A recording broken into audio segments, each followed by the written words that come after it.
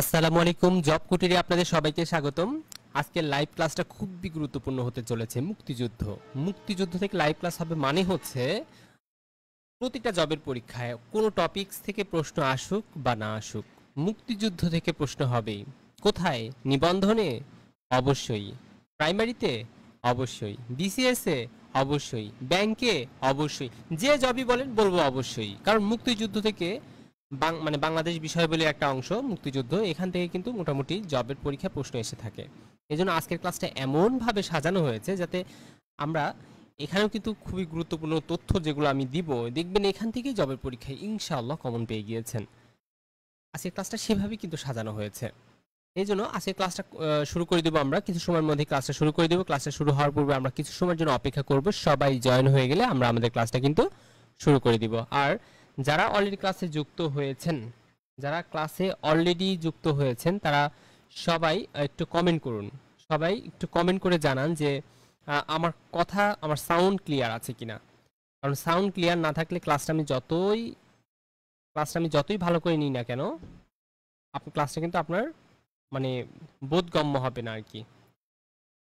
যে কারণে আপনাকে কমেন্ট করতে হবে। হ্যাঁ, একজন সম্ভবত কমেন্ট করেছেন।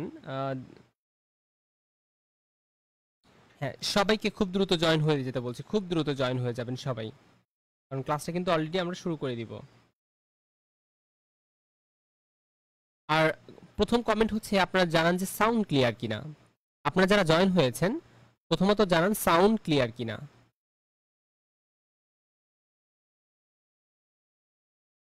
হ্যাঁ, সাউন্ড ক্লিয়ার কিনা সেটা সবার প্রথমে জানাতে হবে। কমেন্ট বক্স চেক দিচ্ছি কিন্তু আমি, সবাই কমেন্ট করুন। হ্যাঁ, সবাই কমেন্ট করবেন, যারা যুক্ত হবেন তারা সবার প্রথমে কমেন্ট করবেন। আর ক্লাসটা বেশি বেশি শেয়ার করতে হবে, কারণ আপনার শেয়ার না করলে স্টুডেন্ট তো মানে আসবে না, যে কারণে হচ্ছে বুঝতে পারবে না, ক্লাসেও আসবে না, তারাও ক্ষতিগ্রস্ত হবে। এবং আবার এই মানে আমি সবাই জয়েন হন এইসব বলতে বলতে আমার চলে যাবে আধা ঘন্টা, তাহলে ওই আমরা কি শিখবো তাহলে? আর আজকে টপিকসটা যেহেতু খুবই গুরুত্বপূর্ণ, তাহলে ক্লাসটা যদি আমি এখন থেকেই শুরু করে দিই তাহলে লাভটা কার? লাভটা কিন্তু আমাদের সবারই হচ্ছে। এই জন্য সময় নষ্ট না করে আপনার হচ্ছে ক্লাসটা শেয়ার দিবেন। হ্যাঁ, খুব দ্রুত শেয়ার দিয়ে দিব।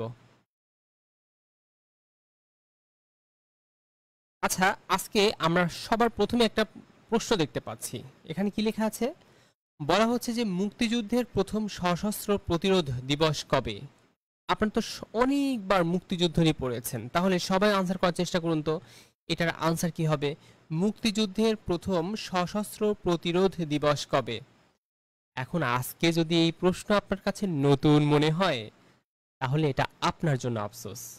আর যার কাছে মানে হয়তো বা এমনও হতে পারে রিভিশনের অভাবে তিনি সঠিক আনসার করতে পারছেন না, তার জন্য আফসোসের কোনো কারণ নেই। কিন্তু যিনি প্রশ্নটাই জীবনের প্রথম দেখছেন তার জন্য কিন্তু আফসোসের বিষয়, কারণ এখন যে প্রতিযোগিতামূলক পরীক্ষাগুলো হচ্ছে এখানে 0.25 এর জন্য মানুষ জব পাচ্ছে না, মানে 0.25 এর জন্য জব হচ্ছে না, সেখানে আপনি আপনার কাছে প্রশ্নটাই নতুন আর আপনি আশা করছেন আপনার একটা সরকারি জব দরকার।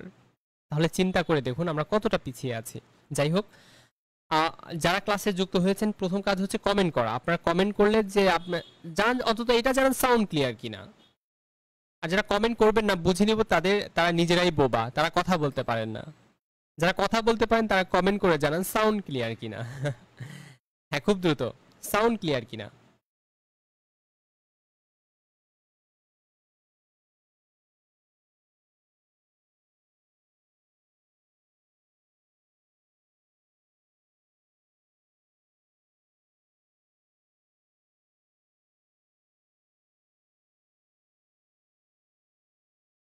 আচ্ছা, ব্যাপারটি কি এমন যে শুধু কমেন্ট আমিই দেখতে পাচ্ছি না, নাকি কমেন্ট করছেন না, কোনটা আমি সেটাই বুঝতে পারছি না। কমেন্ট আগে করে দেখুন তো। আপনার কমেন্ট যদি দেখতে না পাই তাহলে আমি ক্লাসটা যত ভালো করে করাই আপনাদের প্রশ্নগুলো দেখতে পাবো না। আপনি কমেন্ট দেখতে না পাওয়া মানে ওই আমার ক্লাস নেওয়াটা বৃথা হয়ে যাবে। এই জন্য কাইন্ডলি একটু কমেন্ট করে জানাতে হবে সাউন্ড ক্লিয়ার আছে কিনা। এই তো দুর্জয় ভাইয়া বলছেন ঠিক আছে স্যার। আচ্ছা, ক্লাসটা যদি সাউন্ড যদি ক্লিয়ার থাকে তবে আমরা ক্লাসটা শুরু করে কিন্তু দিতেই পারি। আচ্ছা, ক্লাসটা শুরু করার পূর্বে আমরা হচ্ছে সাউন্ডটাকে কিন্তু আরেকটু বাড়িয়ে দিতে পারি। সাউন্ডটাকে আরেকটুখানি বাড়িয়ে দিলাম। এবার হয়তো বা আপনারা আরেকটু ক্লিয়ার শুনতে পাচ্ছেন। আচ্ছা,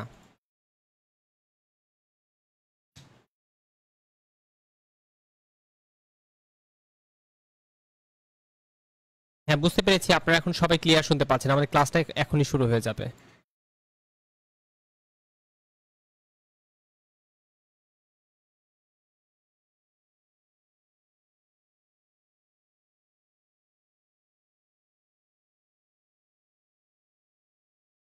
এই তো সবাই যে এখন সমানে কমেন্ট করছেন, এই কমেন্টে জাস্ট আমি একটু আগে থেকে চাচ্ছিলাম যে সবাই কমেন্ট করুন, কমেন্ট করুন।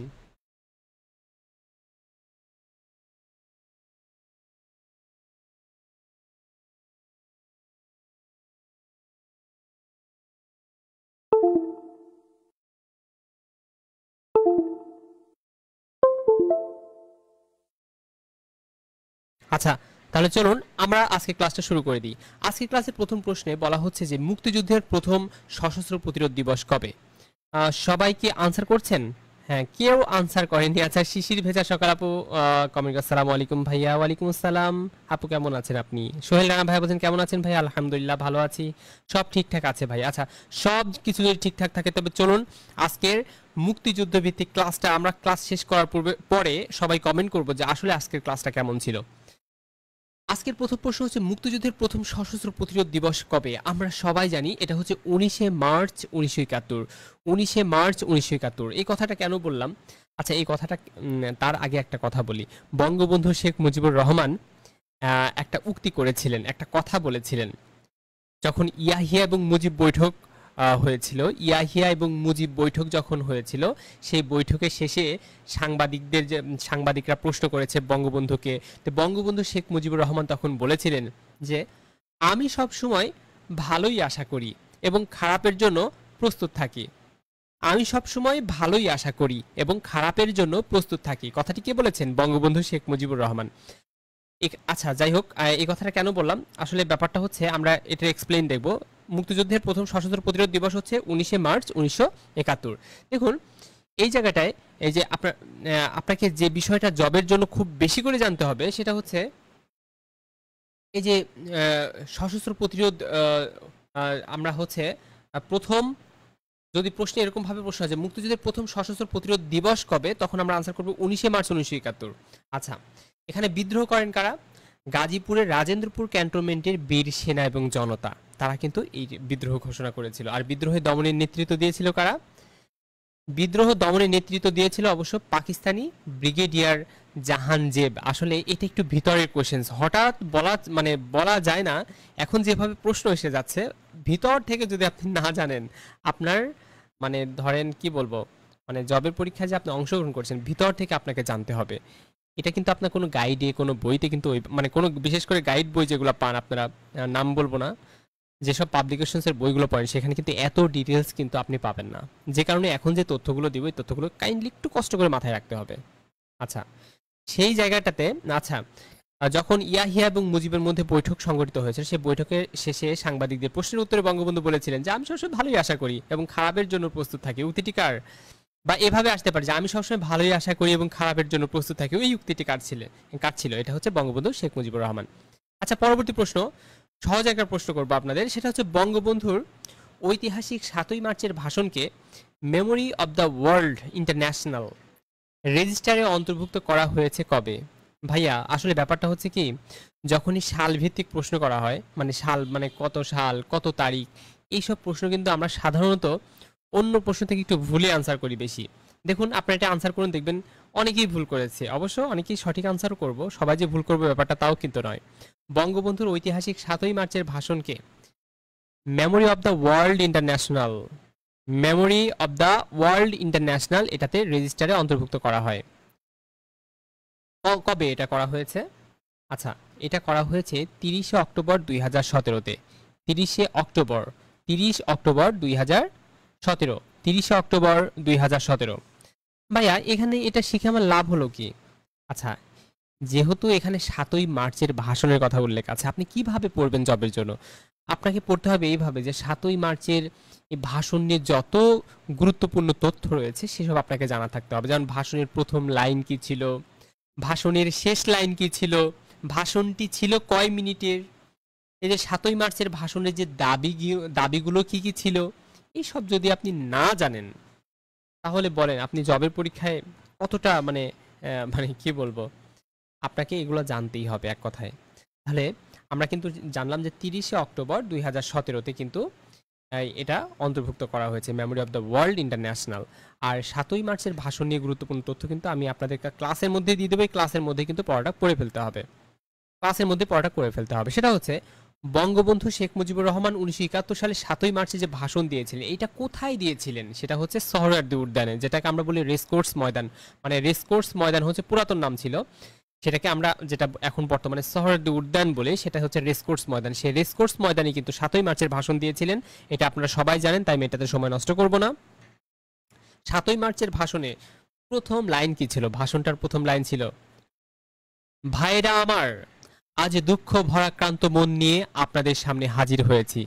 এই বক্তব্যটা আপনারা যে কতবার এই ভাষণটা শুনেছেন, এটা হচ্ছে প্রথম লাইন ছিল। জানা থাকতে হবে যে 7ই মার্চের ভাষণের প্রথম লাইন কি ছিল, বা 7ই মার্চের ভাষণের শেষ লাইন কি ছিল?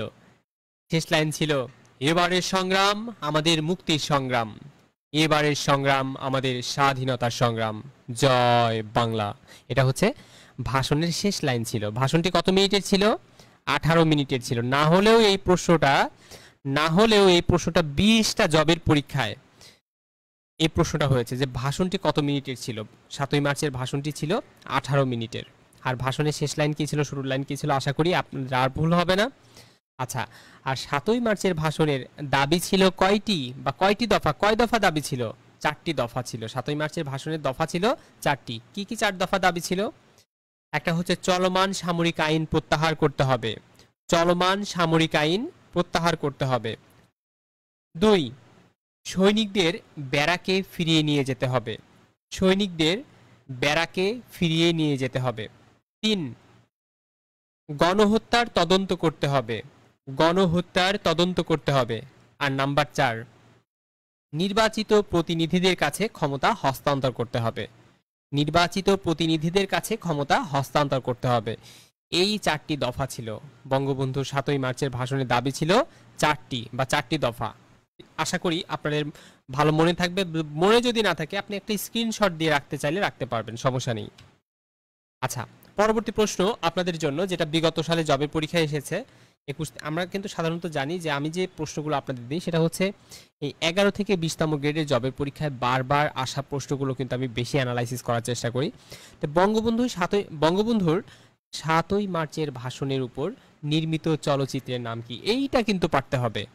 এতক্ষণ যাই আনসার করেছেন এইটা কিন্তু অবশ্যই পারতে হবে।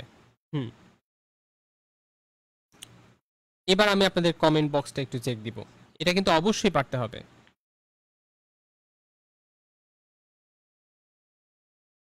সোহেল রানা ভাইয়া বলছেন ইনশাআল্লাহ। আচ্ছা, রেসকোর্স ময়দান। আনিতা জোহর আপু সঠিক আনসার করেছেন। এ টু জেড সবই জানতে হবে। আচ্ছা, স্টপ জেনোসাইড। সোহেল রানা ভাইয়া বলছেন স্টপ জেনোসাইড। বঙ্গবন্ধু 7ই মার্চের ভাষণের উপর নির্মিত চলচ্চিত্রের নাম কি? না ভাইয়া, এটা স্টপ জেনোসাইড হবে না।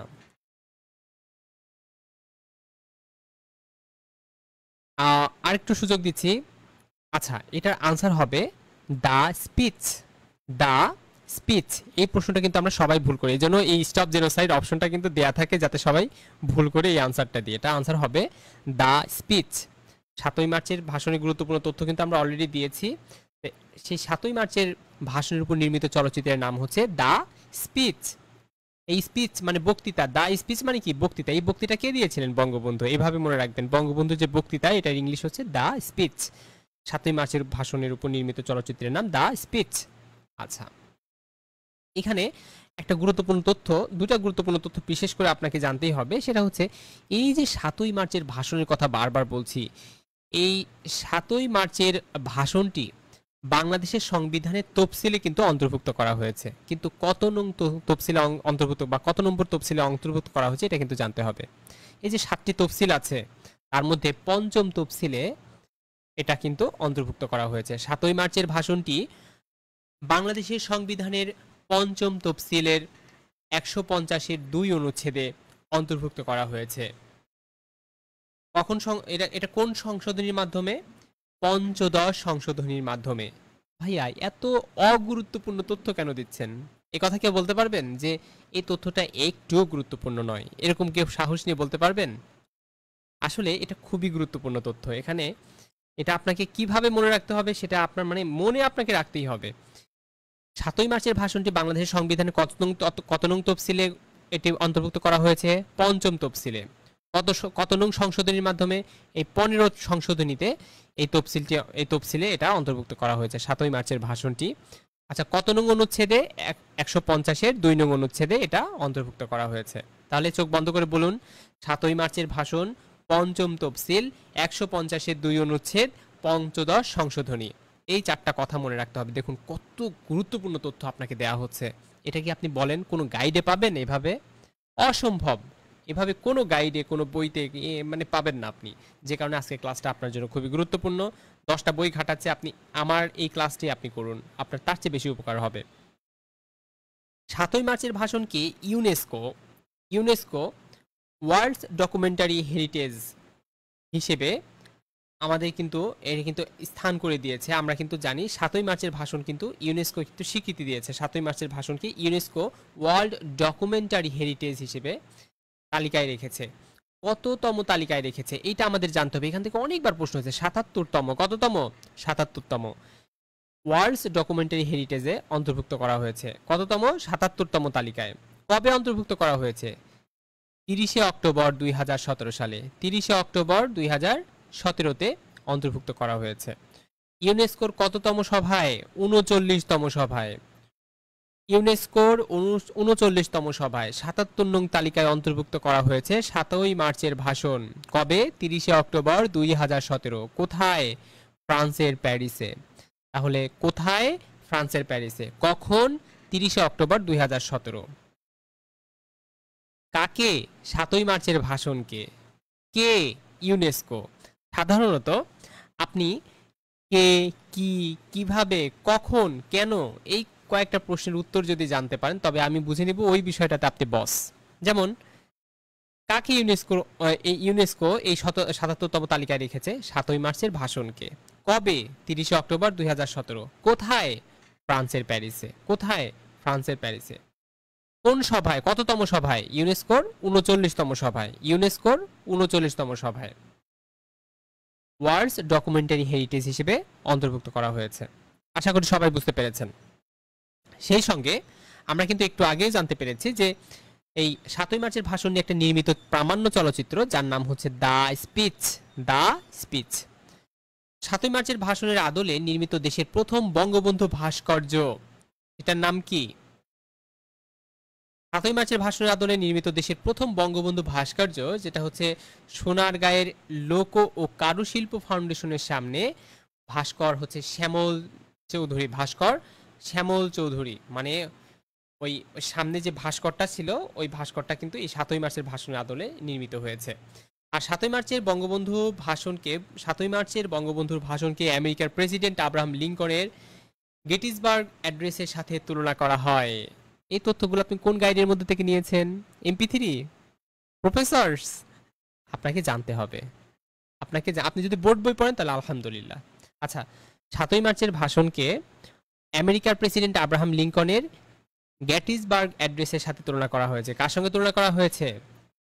আব্রাহাম লিঙ্কনের গেটিসবার্গ অ্যাড্রেসের সঙ্গে তুলনা করা হয়েছে ৭ই মার্চ এর ভাষণকে। আশা করি সবাই বুঝতে পেরেছেন। পরবর্তী প্রশ্ন আপনাদের জন্য, এটাও কিন্তু বিগত জবের পরীক্ষায় এসেছে। প্রশ্নটা হচ্ছে মুক্তিযুদ্ধে প্রথম সশস্ত্র প্রতিরোধ গড়ে তোলে কারা? পুলিশ নাকি ইপিআর নাকি ইস্ট বেঙ্গল রেজিমেন্ট নাকি আনসার ভিডিপি? আমি জানি এই প্রশ্নটা অবশ্য আপনারা সঠিক আনসার করতে পারবেন। মুন্নি আপু বলছেন শিয়ার ডান। মুন্নি আপু আপনাকে অসংখ্য ধন্যবাদ। মিতু আপু জয়েন হয়েছেন, আলহামদুলিল্লাহ। সোহেল রানা ভাইয়া ক্রমেই সোহেল ভাইয়া আপনাকে কিন্তু কমেন্ট করতে হবে। ইঞ্জিনিয়ার নিপু মন্ডল আপু জয়েন হয়েছেন, আলহামদুলিল্লাহ। শাহরিন তানজিলা আপু, আলহামদুলিল্লাহ, আপু জয়েন হয়েছেন। উম্মে হাবিবা আপু, খুবই অ্যাক্টিভ এই আপুটা। আচ্ছা, এটা কি আনসার হবে? হ্যাঁ, আমি জানি আপনারা এটা সবাই পারবেন। এটা কি আনসার হবে? মুক্তিযুদ্ধে প্রথম সশস্ত্র প্রতিরোধ গড়ে তুলেছিল, মানে এই প্রতিরোধটা কিন্তু বাংলার মানুষ গড়ে তুলেছিল। সেটা হচ্ছে সে কারা এটা করেছিল? তারা ছিল কারা? অলরেডি কমেন্ট এসেছে, কে কমেন্ট করেছেন এটা? জয়েন করলাম। আচ্ছা, ওভি ওভি ভাইয়া জয়েন হয়েছেন, আলহামদুলিল্লাহ। লিমা আপু জয়েন হয়েছেন এবং বলছেন বি নাম্বার হবে ইস্ট বেঙ্গল রেজিমেন্ট। লিমা আপুকে একটা করতালি। আপু আপনি সঠিক আনসার করেছেন, এখানে আনসার হবে ইস্ট বেঙ্গল রেজিমেন্ট। খবরদার ভুল করা যাবে না। মুক্তিযুদ্ধের প্রথম সশস্ত্র প্রতিরোধ গড়ে তোলে ইস্ট বেঙ্গল রেজিমেন্ট। মুক্তিযুদ্ধের প্রথম সশস্ত্র প্রতিরোধ গড়ে তোলে কে? East Bengal Regiment. East Bengal Regiment মুক্তিযুদ্ধের প্রথম সশস্ত্র প্রতিরোধ গড়ে তোলে। ক্লাসের মধ্যে কিন্তু পড়া হয়ে যাওয়া চাই, হ্যাঁ, ক্লাসের মধ্যে পড়াটা কিন্তু হয়ে যাওয়া চাই। যে তথ্যগুলো দেব মারাত্মক ভয়ঙ্কর তথ্য, যেগুলো জবের পরীক্ষার জন্য খুবই গুরুত্বপূর্ণ। কিছুক্ষণ পড়লেই বুঝতে পারবেন কতটা গুরুত্বপূর্ণ ছিল আমাদের তথ্যগুলো। মুক্তিযুদ্ধের প্রথম সশস্ত্র প্রতিরোধ গড়ে তুলেছিল কিন্তু ইস্ট বেঙ্গল রেজিমেন্ট। আচ্ছা, মনে আছে একটু আগেই বলেছিলাম 19 মার্চ 1971 কি সেটা? মুক্তিযুদ্ধের প্রথম সশস্ত্র প্রতিরোধ দিবস বা সশস্ত্র প্রতিরোধ কিন্তু গড়ে তোলা হয়েছিল 19 মার্চ 1971। মনে পড়ে? 25 মার্চ কাল রাত বলা হয় কেন? আমরা কিন্তু জানি সে 25 মার্চের আগে, অনেক আগের কথা বলা হচ্ছে। মানে অনেক আগে বলতে 25 মার্চের আগে, মানে 19, 20, 21, 22, 23, 24, 25, অর্থাৎ ঠিক 6 দিন আগের ঘটনা। 19 মার্চ 1971, 19 মার্চ 1971 মুক্তিযুদ্ধের প্রথম সশস্ত্র প্রতিরোধ দিবস, যেটা আমরা একটু আগেই বলেছি। এখানে কারা বিদ্রোহ করেছেন, বিদ্রোহে দমনের নেতৃত্ব দিয়েছেন কারা, আমরা কিন্তু একটু আগেই পড়েছি, খুব বেশি করে একটু আগেই পড়েছি। আচ্ছা, পরবর্তী প্রশ্ন, বঙ্গবন্ধুকে কবে জাতির জনক ঘোষণা করা হয়? এই প্রশ্নটা যদি না পারেন তাহলে আপনার মানে জব এক্সামের প্রিপারেশন নেওয়াটাই বৃথা। কারণ এটা নিয়ে জবের পরীক্ষায় কমপক্ষে 60 থেকে 70 বার প্রশ্ন হয়েছে সব মিলায়। বঙ্গবন্ধুকে কবে জাতির জনক ঘোষণা করা হয়? বঙ্গবন্ধুকে কবে জাতির জনক ঘোষণা করা হয়? ক, খ, গ, ঘ, কোনটা হবে? 5 নম্বরে কোনটা হবে? সবাই আনসার করুন তো এটার। বঙ্গবন্ধুকে কবে জাতির জনক ঘোষণা করা হয়? আমরা কিন্তু সবাই জানি বঙ্গবন্ধুকে জাতির জনক ঘোষণা করেছিলেন আ.স.ম. আব্দুর রব, আব্দুর রৌফ বলি আমরা, তাই না? আ.স.ম. আব্দুর রৌফ, যিনি কিনা ডাকসুর ভিপি ছিলেন। ডাকসুর ভিপি ছিলেন আ.স.ম. আব্দুর রব। তিনি কিন্তু বঙ্গবন্ধুকে জাতির জনক উপাধি দিয়েছিলেন। কোন দিনে তিনি এই উপাধি দিয়েছিলেন?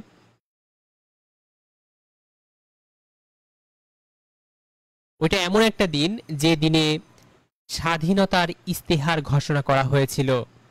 সেই দিনটা এমন একটা দিন, মানে যে দিনটাতে জাতির জনক ঘোষণা করা হয়, ওই দিনটা কি ছিল?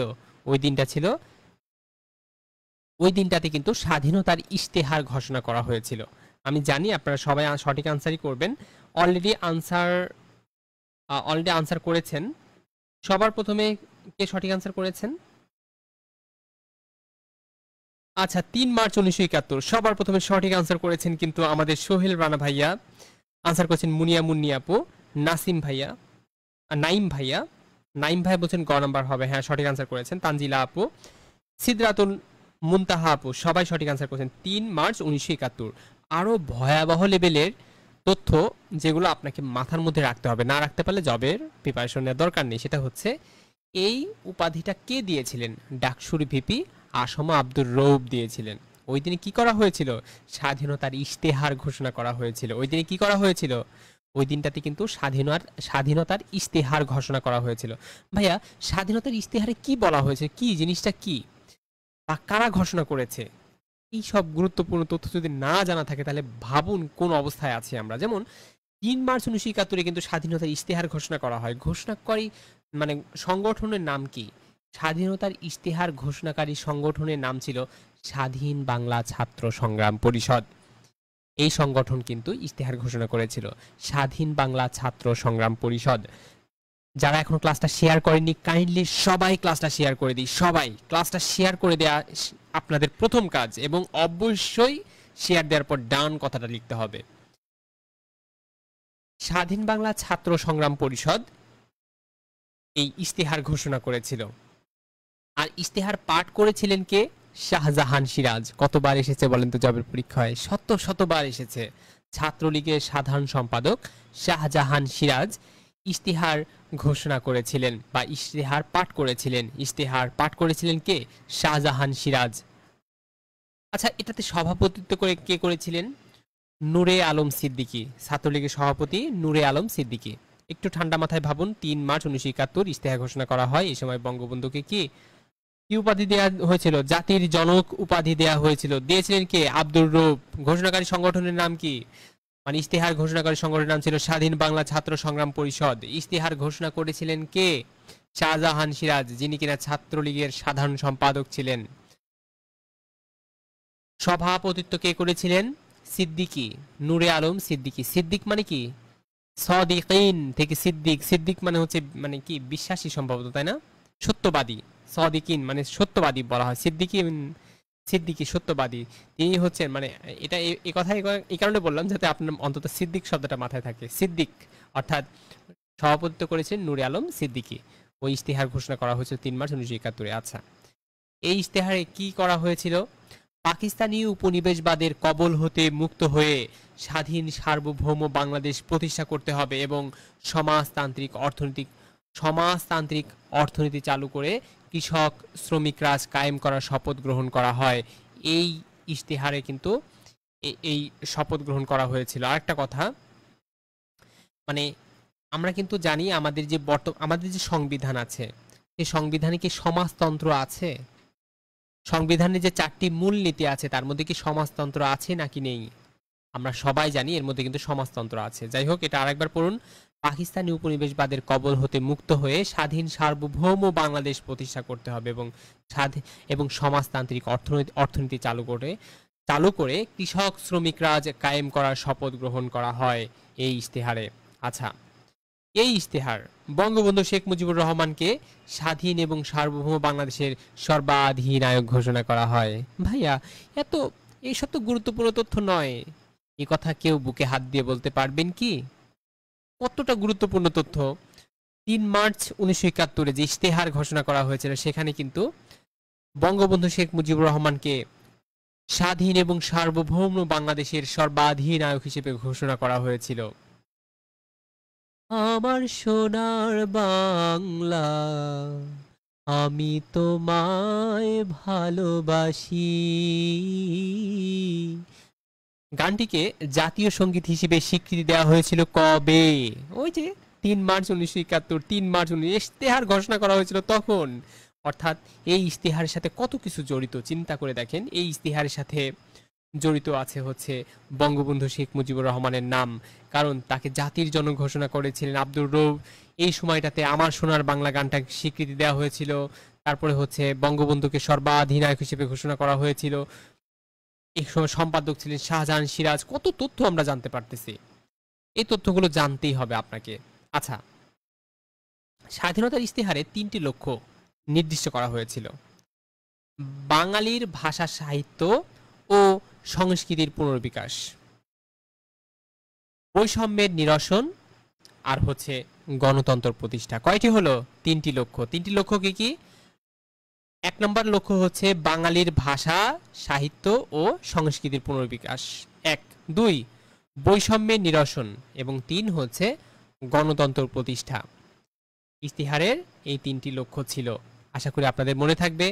পরবর্তী প্রশ্ন আপনাদের জন্য বিগত জবের পরীক্ষায় এসেছে যে মুক্তিযুদ্ধের প্রথম শহীদ কে ছিলেন? এইটা অবশ্য আপনারা সবাই পারবেন, কারণ এটা একটা কমন কোশ্চেন্স। এটা জবের পরীক্ষায় আসলে সমানে আনসার করে যেতেন। তারপরে যদি 2-1 জনের অজানা থাকে তবে আমি জানিয়ে দিব। অবশ্য আমাকে জানাতে হবে না, আপনারাই আপনাদেরকে জানিয়ে দিতে পারবেন। সবার কমেন্ট বক্স তো সবাই চেক দিচ্ছেন। একজন কমেন্ট করলে কিন্তু বাকিরাও দেখতে পাচ্ছেন সেই কমেন্টটা। আমি জানি এখানে সঠিক আনসারটা কিন্তু অলরেডি আপনারা সবাই পেয়ে যাবেন। আহা, কি মধুর কণ্ঠ! কে কমেন্ট করেছেন? সোহেল রানা ভাইয়া, থ্যাংক ইউ। আমার কণ্ঠটা অতটাও ভালো নয়। আচ্ছা, মতিউর রহমান আনসার করেছেন মুন্নি আপু আনসার করেছেন, বলছেন মতিউর রহমান। এখনো যারা শেয়ার দেননি কাইন্ডলি শেয়ার দিতে হবে, খুব দ্রুত শেয়ার করে ফেলি। মুক্তিযুদ্ধের প্রথম শহীদ কে ছিলেন? মুক্তিযুদ্ধের প্রথম শহীদ ছিলেন শঙ্কু সমজদার। শঙ্কু সমজদার সবার প্রথমে যিনি সঠিক আনসার করেছেন তার নাম কিন্তু আমি ঘোষণা করতে পারছি না, কারণ এটা শঙ্কু সমজদার। তিনি হচ্ছেন মুক্তিযুদ্ধের প্রথম। আমি কিন্তু বলি নাই যে বীরশ্রেষ্ঠদের মধ্যে প্রথম কে। বীরশ্রেষ্ঠদের মধ্যে আমার প্রশ্ন বুঝতে হবে। প্রশ্ন কিন্তু এভাবেই আসবে, এভাবেই কিন্তু আমরা আনসার করে যাব ভুলভাল, ঠিক আছে? কারণ এখানে বলা হচ্ছে মুক্তিযুদ্ধে প্রথম শহীদ কে। আচ্ছা, একটা বিষয় এটা মাথায় রাখতে হবে যে মুক্তিযুদ্ধে প্রথম যিনি শহীদ হয়েছিলেন তার নাম হচ্ছে শঙ্কু মজুমদার। কিন্তু ব্যাপারটা হচ্ছে এখানে আমি সমজদার নামটা আমি আরেকটা বইতে মানে একটা ইয়াতে পেয়েছিলাম, একটু টাইপিং মিস্টেক ছিল। সমজদার আর তবে আমি যেটা পড়েছি মানে অ্যাকুরেট হচ্ছে মজুমদার হবে এখানে। শঙ্কু, মূল কথা শঙ্কুর নামটা মনে রাখতে হবে। শঙ্কু, তার নাম ছিল শঙ্কু। তবে আরেকটা গুরুত্বপূর্ণ তথ্য আপনাকে দিই, তিনি কবে শহীদ হয়েছিলেন? এই মুক্তিযুদ্ধে তিনি প্রথম শহীদ হন। কবে শহীদ হয়েছিলেন? তিনি ৩ মার্চ ১৯৭১ শহীদ হয়েছিলেন।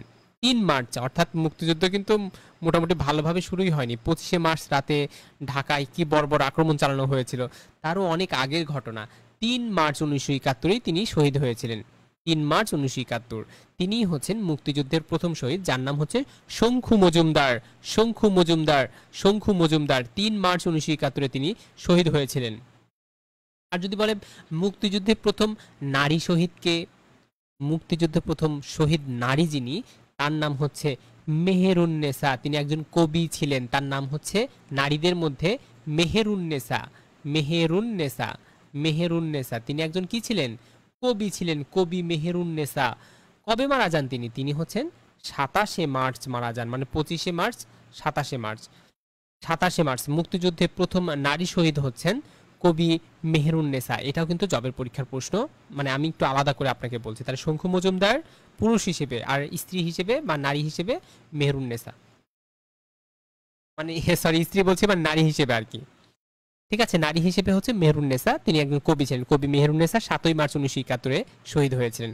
আশা করি আপনাদের আর ভুল হবার সম্ভাবনা নেই। পরবর্তী প্রশ্ন আপনাদের জন্য, সেটা হচ্ছে কোন জেলে বঙ্গবন্ধুর বিচার কার্য সম্পন্ন করে মৃত্যুদণ্ডের রায় দেওয়া হয়েছিল? কোন জেলে, মানে সে জেলটার নাম কি? কোন জেলে এই ঘটনা হয়েছিল?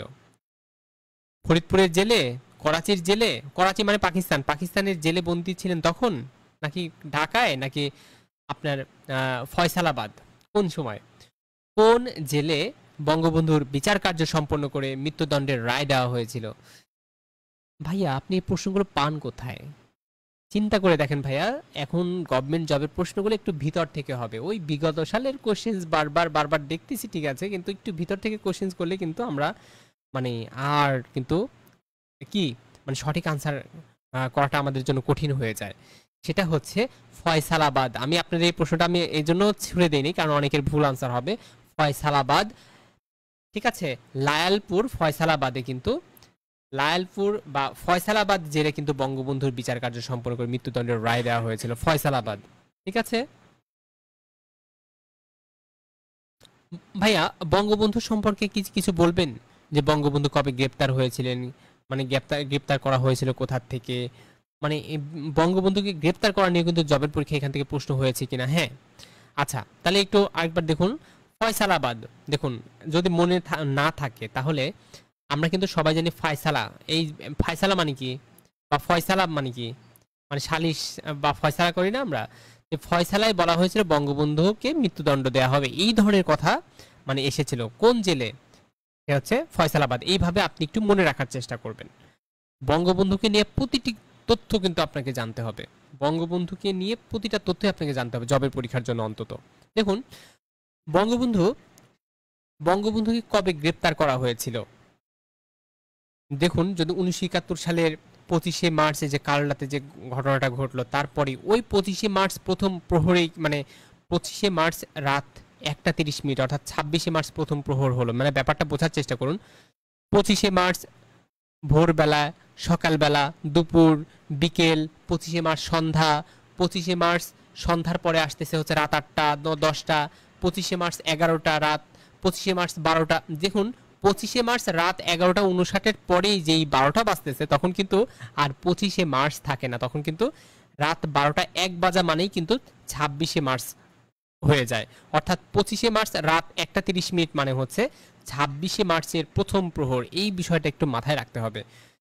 এই ঘটনাটা ঘটেছে ২৫শে মার্চ রাত ১১:৩০ পরে, অর্থাৎ ১১:৩০ পরে ১২:৩০, তারপরে হচ্ছে ১:৩০। ওই ১:৩০ সময় কিন্তু বঙ্গবন্ধুকে গ্রেপ্তার করা হয়েছিল, অর্থাৎ ২৬শে মার্চ প্রথম প্রহরে বঙ্গবন্ধুকে গ্রেপ্তার করা হয়েছিল। কোথা হতে গ্রেপ্তার করা হয়েছিল? ওই যে ৩২ নম্বর বাসভবন, ধানমন্ডির ৩২ নম্বর থেকে, অর্থাৎ ৬৭৭ নম্বর বাসভবন থেকে ৩২ নম্বরে, বা মানে ৩২ নম্বরটা আমরা সবচেয়ে মানে বেশি ভালো করে আমরা চিনি। ৩২ নম্বর বাসভবন থেকে কিন্তু তাকে আমার গ্রেপ্তার করা হয়েছে, বঙ্গবন্ধুকে গ্রেপ্তার করা হয়েছিল। আর গ্রেপ্তার করে বঙ্গবন্ধুকে কোথায় নেওয়া হয়েছিল? ঢাকা ক্যান্টনমেন্টে নেওয়া হয়েছিল। এরপর এরপরে 26শে মার্চ ফ্ল্যাগ স্টাফ হাউসে রাখা হয়েছিল, ফ্ল্যাগ স্টাফ হাউসে রাখা হয়েছিল। 26শে মার্চ রাখা হয়েছিল ফ্ল্যাগ স্টাফ হাউসে। 27শে মার্চ বঙ্গবন্ধুকে ওখান থেকে পাকিস্তানে নিয়ে যাওয়া হলো। 27শে মার্চ ফ্ল্যাগ হাউস থেকে সরাসরি পাকিস্তান মানে করাচিতে নিয়ে যাওয়া হলো। তাহলে আবার বলছি, বঙ্গবন্ধুকে গ্রেপ্তার করা হয়েছিল 26শে মার্চ প্রথম প্রহরে। এরপরে 26শে মার্চ যখন সকাল হয়ে গেল, মানে 26শে মার্চে সকাল হয়ে যাওয়ার পর তখন ফ্ল্যাগ স্টাফ হাউসে বঙ্গবন্ধুকে রাখা হলো। সেখান থেকে তার ঠিক পরের দিন 27শে মার্চে বঙ্গবন্ধুকে করাচিতে নিয়ে যাওয়া হলো, পাকিস্তানের করাচিতে নিয়ে যাওয়া হলো। করাচি থেকে বঙ্গবন্ধুকে নেওয়া হলো কোথায়? ওই যে লায়ালপুরে, একটু আগে আমরা পড়েছি না লায়ালপুর, সে লায়ালপুর কারাগারে নিয়ে যাওয়া হলো।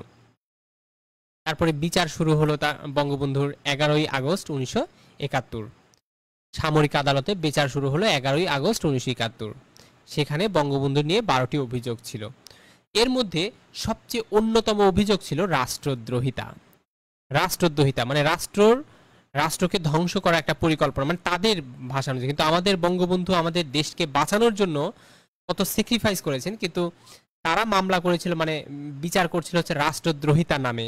চিন্তা করে দেখেন মানে পাকিস্তানরা কতটা মানে খারাপ। আচ্ছা যাই হোক, পাকিস্তানের বিরুদ্ধে যুদ্ধ ঘোষণা ও বাংলাদেশকে স্বাধীন করার ষড়যন্ত্র, এইটাকে মানে বঙ্গবন্ধু যখন পাকিস্তানের বিরুদ্ধে যুদ্ধ ঘোষণা করলেন এবং বাংলাদেশে স্বাধীন করার যে ষড়যন্ত্র, এইটার বিচার মানে এরকম 12টা অভিযোগ দায়ের করা হয়েছিল সেই বিচার কার্যে। তাহলে বিচার কার্য শুরু হয়েছিল 11ই আগস্ট 1971। অভিযোগ ছিল 12টি, তার মধ্যে অন্যতম ইয়া ছিল রাষ্ট্রদ্রোহিতা আর হচ্ছে বাংলাদেশকে স্বাধীন করার ষড়যন্ত্র। আচ্ছা, এই অভিযোগের পরবর্তী রায় ঘোষণা করা হয়েছিল 4 ডিসেম্বর 1971। 1971-এর 4 ডিসেম্বর রায় ঘোষণা করা হয়েছিল। রায়ে বঙ্গবন্ধুকে মৃত্যুদণ্ডাদেশ দেওয়া হয়েছিল। মৃত্যুদণ্ডাদেশ যেটা আমরা একটু আগে আমরা যেটা পেলাম, আচ্ছা একটু আগে কিন্তু আমরা পড়েছিলাম এটা। রায়ে বঙ্গবন্ধুকে মৃত্যুদণ্ডাদেশ দেওয়া হয়েছিল এবং বঙ্গবন্ধুকে কতটা ভয়ের মধ্যে রাখার চেষ্টা করেছিল তারা, যে ছেলে বঙ্গবন্ধুকে রাখা হয়েছিল ঠিক তার পাশে কবর খোঁড়া হয়েছিল। কিন্তু আমাদের বঙ্গবন্ধু কিন্তু তবুও ভয় পাননি।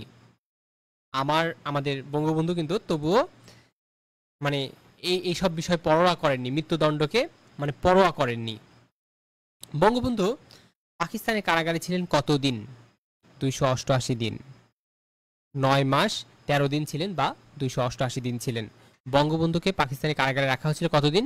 288 দিন রাখা হয়েছিল বা 9 মাস 13 দিন রাখা হয়েছিল। 288 দিন রাখা হয়েছিল বা 9 মাস 13 দিন রাখা হয়েছিল। কোথায়? পাকিস্তানের কারাগারে রাখা হয়েছিল বঙ্গবন্ধুকে। ওই যুদ্ধের মানে 1971 সালে বঙ্গবন্ধুকে পাকিস্তানের কারাগারে রাখা হয়েছিল 288 দিন বা 9 মাস 13 দিন। পরবর্তী প্রশ্ন, যে জাতীয় গণহত্যা দিবস কবে? এইবার কিন্তু আপনাদের গণহারে সঠিক আনসার, যেহেতু গণহত্যা দিবস মানে গণ কথাটা আছে, আমিও বলবো আপনারা সবাই গণহারে সঠিক আনসার করুন। যারা ক্লাসটা শেয়ার দেননি এখনই ক্লাসটা শেয়ার দিন। আর যারা আমাদের ব্যাচে যারা এখনো মানে আমাদের কোর্সে ব্যাচে যারা এখনো ভর্তি হননি, 250 টাকা মাত্র কোর্স ফি, 3 থেকে 4টা করে লাইভ ক্লাস সপ্তাহে, পিডিএফ শিট দেওয়া হবে, 5টা করে লাইভ এক্সাম নেওয়া হবে গণিতের উপরে, ইংরেজি, বাংলা, সাধারণ জ্ঞান। আর আমাদের ক্লাস নেওয়া হবে গণিতের উপরে, ইংরেজি গ্রামারের উপরে, বাংলা গ্রামার এবং সাধারণ জ্ঞানের উপরে ক্লাস নেওয়া হবে এবং মাত্র 250 টাকা। এখনো যারা ভর্তি হননি খুব দ্রুত আজই আমাদের যে পেজটা আছে ওই পেজে খুব দ্রুত আজই মেসেজ করবেন। আপনারা মেসেজ করলে দ্রুত রিপ্লাই পেয়ে যাবেন, আপনাদের ভর্তির ব্যবস্থা করা হবে। 250 টাকা মাত্র। এখনো যারা ভর্তি হননি খুব দ্রুত ভর্তি হয়ে যান। জাতীয় গণহত্যা দিবস কবে? 26শে মার্চ নাকি 21শে ফেব্রুয়ারি নাকি 25শে মার্চ নাকি 16ই ডিসেম্বর? আনসার করেছেন সবার প্রথমে যিনি আনসার করেছেন, আমি কি দেখ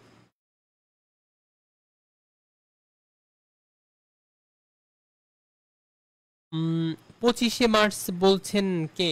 সিদরাতুল মুনতাহা আপু বলছেন 25শে মার্চ সবার প্রথম সঠিক।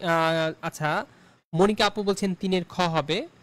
ইশরাত জাহান আপু বলছেন 25শে মার্চ। আচ্ছা, জাতীয় গণহত্যা দিবস কবে? জাতীয় গণহত্যা দিবস 25শে মার্চ। মনে আছে আমরা যার নাম মানে 25শে মার্চ কালো রাত বলি না? কালো রাত কেন বলি? মানে ওই সময়টাতে কিন্তু ঢাকায় বর্বর অত্যাচার, মানে স্টিম রোলার চালানো হয়েছিল। মানে রাতের আধারে অসংখ্য হাজার হাজার মানুষকে মানে গুলি করে হত্যা করা হয়েছিল। এটা 25শে মার্চ রাত। এজন্য জাতীয় গণহত্যা দিবস 25শে মার্চ। 25শে মার্চকে জাতীয় গণহত্যা দিবস ঘোষণা করা হয়। কারণ মনে আছে তো কে, এই যে মনে আছে ইয়াহিয়া খানের কথা, নাম কিন্তু সবাই শুনেছেন। ইয়াহিয়া খান, ইয়াহিয়া খানের নাম কে শোনেননি? ইয়াহিয়া, ইয়াহিয়া খান, ইয়াহিয়া খান কিন্তু গোপনে ঢাকা ত্যাগ করেছিলেন। ইয়াহিয়া খান, প্রেসিডেন্ট ইয়াহিয়া খানের কথা বলছি। তিনি কিন্তু গোপনে ঢাকা ত্যাগ করলেন। রাত 11:30টায় কি হলো? অপারেশন সার্চ লাইট শুরু হয়ে গেল। ঠিক রাত 11টা, 25শে মার্চ, কালো রাত বলছি মানে কি ওই সময় রাত 11টা, 25শে মার্চ রাত 11:30 অপারেশন সার্চ লাইট শুরু হয়ে গেল। এই মোতাবেক কি হলো? এই যে পিলখানা ছিল, রাজারবাগ ছিল, ঢাকা বিশ্ববিদ্যালয়, প্রত্যেকটা জায়গায় কিন্তু আক্রমণ চালানো হয়েছিল। বিশেষ করে ইকবাল হলের 200 জন ছাত্রকে নির্মমভাবে হত্যা করা হয়েছিল, শিক্ষক নিহত হয়েছিল। আমরা কিন্তু এটা সবাই জানি, এগুলো আমরা এই ইতিহাসগুলো কিন্তু আমরা পড়েছি। ওই দিনটাতে শুধু ঢাকাতেই 7,000 বাঙালি নিহত হয়েছিল। কতজন? 7,000 বাঙালিকে 25শে মার্চ কাল রাতে, অর্থাৎ 11:30, রাত 11:30টার পরে 7,000 বাঙালিকে নির্মমভাবে হত্যা করা হয়েছিল এবং বঙ্গবন্ধুকে গ্রেপ্তার করা হয়েছিল। অর্থাৎ রাত 11:30 থেকে এই বর্বর অত্যাচার, আক্রমণ, স্ট্রিম রোলার চালানো হয় রাত 12:30, রাত 1:30, অর্থাৎ ঠিক তার 2 ঘন্টার মধ্যে বঙ্গবন্ধুকে গ্রেপ্তার করা হয়। এবং ওই দিন মানে 25শে মার্চে 7,000 বাঙালিকে নিহত করা হয়েছিল। 7,000 বাঙালি নিহত হয়েছিল। ইকবাল হলের 200 জন ছাত্র নিহত হয়েছিল। অপারেশন সার্চ লাইট যেটাকে আমরা বলছি, 25শে মার্চ কাল রাত বা মধ্যরাতে নিরীহ বাঙালিদের উপরে এই অত্যাচার চালানো হয়েছিল। এটা কি বাঙালিরা কি এটা কখনো মেনে নিতে পারে কি? কখনোই নয়। এমনি মুক্তিযুদ্ধ করেছে নাকি? না, এই কষ্টগুলো আসলে মানা যায় না। আর নিরীহ বাঙালিদের উপরে এভাবে অত্যাচার করবে, এটা কি কখনো মানা যেতে পারে? কখনোই না। আচ্ছা, এই যে 1971 সালে ঢাকা শহরে যে অপারেশন সার্চ লাইট পরিচালনা করা হয়েছিল, এই সার্চ লাইটের, হ্যাঁ, করেছিল, এর মূল দায়িত্বে কে ছিলেন? অপারেশন সার্চ লাইটের মূল দায়িত্বে ছিলেন শয়তান জেনারেল রাও ফরমান আলী। শয়তান, আসলে ভাইয়া শয়তান বললেন কেন? আমি একটু শয়তান লাগাই দিলে আপনার ভালো মনে থাকবে। এই শয়তান জেনারেল, একজন জেনারেল ছিল। শয়তান জেনারেল হচ্ছে শয়তান হয়ে গেছে, শয়তান হচ্ছে জেনারেল রাও ফরমান আলী মূল দায়িত্বে ছিলেন। এই যে আপনার অপারেশন সার্চ লাইট চালানো হয়েছিল 25শে মার্চ, এটা কিন্তু অপারেশন সার্চ লাইট বলা হয়, অপারেশন সার্চ লাইট। এটার মূল দায়িত্বে ছিলেন কিন্তু রাও ফরমান আলী। মনে রাখতে হবে কিন্তু রাও ফরমান আলী, রাও ফরমান আলী। আচ্ছা, বুঝলাম, রাও ফরমান আলী। ভাই আমরা কিন্তু এখানে আরো কয়েকটা নামের সাথে পরিচিত, সেই নামগুলো আমরা পড়ব। তবে আপাতত মনে রাখুন যে মূল দায়িত্বে ছিলেন জেনারেল রাও ফরমান আলী। আর ঢাকার বাইরে কে দায়িত্ব ছিল? ঢাকা, এই অপারেশন সার্চ লাইট তো শুধু ঢাকায় চালানো হয়নি, ঢাকার বাইরেও চালানো হয়েছিল।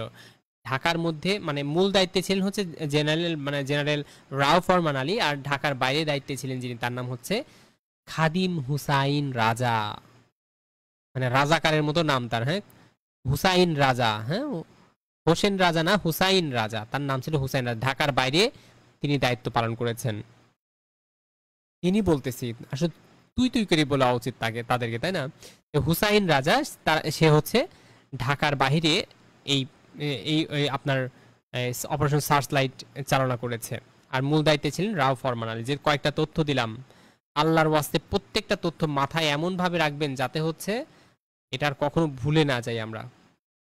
পরবর্তী প্রশ্ন আপনাদের জন্য, যে ঢাকা শহরে যে অপারেশন সার্চ লাইট পরিচালনা করা হয়েছে তার মূল পরিকল্পনাকারী কে ছিলেন? এইবার আমি মনে করি 100 জনে 200 জনই পারবেন, অর্থাৎ এখানে যারা উপস্থিত তারা সবাই সঠিক আনসার করবেন বলে আমি মনে করছি। আমি জানি আপনারা সবাই সঠিক আনসার করবেন। ক্লাস সবাই কমেন্ট করুন। আপনাদের কমেন্ট দেখতে পাচ্ছি, মনিকা আপু অনেক অ্যাক্টিভ দেখতে পাচ্ছি, ইশরাত জাহান আপু, তারপরে হচ্ছে সিদ্রাতুল মুনতাহা আপু, উম্মে হাবিবা আপু, সবাই কমেন্ট করছেন। আমি কিন্তু সবার কমেন্ট দেখতে পাচ্ছি। সুমি আপু কমেন্ট করছেন, সানজানা সানোয়ার সুমি আপু বলছেন 25শে মার্চ, এটা তো আগের আনসার ছিল। মুনিয়া আপু 25শে মার্চ আগের আনসার ছিল, এটা আনসার করুন যে ঢাকা শহরে অপারেশন সার্চ লাইট পরিচালনার মূল পরিকল্পনাকারী কে ছিলেন? শান্তা আপু আনসার করেছেন, জান্নাতুল ফেরদৌস শান্তা আপু আনসার করেছেন, বলছেন গ হবে রাও ফরমান আলী। আমি কি আনসারটা নিব? এক্স্যাক্টলি আপু, আপনি সঠিক আনসার করেছেন। আনসার হবে রাও ফরমান আলী, যিনি কিন্তু মূল পরিকল্পনাকারী ছিলেন। এটাও কিন্তু বিগত জবে প্রশ্ন এসেছে, কিন্তু অনেকবার প্রশ্ন এসেছে এখান থেকে। অপারেশন সার্চলাইট, 25শে মার্চ মধ্যরাতে নিহত বাঙালির উপরে কিন্তু এই অপারেশন সার্চলাইট চালনা করা হয়েছিল। 1971 সালে ঢাকা শহরে অপারেশন সার্চলাইট পরিচালনার মূল দায়িত্বে ছিলেন হচ্ছে রাও ফরমান আলী। রাও ফরমান আলী। আর ঢাকার বাইরে যে দায়িত্বে ছিলেন তার নাম হচ্ছে হুসাইন রাজা। আর হোসেন রাজা বলেন না, হুসাইন রাজা, হ্যাঁ হুসাইন। 2017 সাল থেকে 25শে মার্চ জাতীয় গণহত্যা দিবস পালিত হচ্ছে। একটু আগে কিন্তু আমরা পড়েছিলাম জাতীয় গণহত্যা দিবস কবে পালিত হয়, 25শে মার্চ। একটু আগে কিন্তু এই প্রশ্নটা করা হয়েছিল। দেখুন একটার সাথে আরেকটা কতটা কানেক্টেড। আমি ক্লাসটা কিন্তু এভাবেই সাজিয়েছি যে আজকে ক্লাসটা করলে এই MP3 বা অন্য যেটাই পড়েন না কেন, আমার ক্লাসের সঙ্গে কিন্তু ওগুলাতে মিল পাবেন না। ওই এই ক্লাসটা, আজকের ক্লাসটা করা মানে আপনার অন্তত 10টা বই ঘাটা, MP3, তারপরে হচ্ছে আপনি প্রফেসরস আরও 10টা আরও 5-7টা বই ঘাটবেন, তাও আপনি যে ইনফরমেশনগুলো পাচ্ছেন অনেকগুলো মিসিং থাকবে তারপরে। ওই জন্য আজকে ক্লাসটা সবার জন্যই খুবই গুরুত্বপূর্ণ। 25শে মার্চ জাতীয় গণহত্যা দিবস পালিত হচ্ছে, আমরা কিন্তু একটু আগেই পড়েছি। পরবর্তী প্রশ্ন, 26শে মার্চকে স্বাধীনতা দিবস ঘোষণা করা হয় কখন? ভাইয়া আমরা তো সবাই জানি যে 26শে মার্চ স্বাধীনতা দিবস, 26শে মার্চ স্বাধীনতা দিবস, বুঝলাম তো। এখন প্রশ্নটা কিন্তু জবের প্রশ্ন কিন্তু এখন একটু ভিতর থেকে হবে। 26শে মার্চকে স্বাধীনতা ঘোষণা করা হয় কখন, সেই সালটা কত? 83, 80, 71 নাকি 72?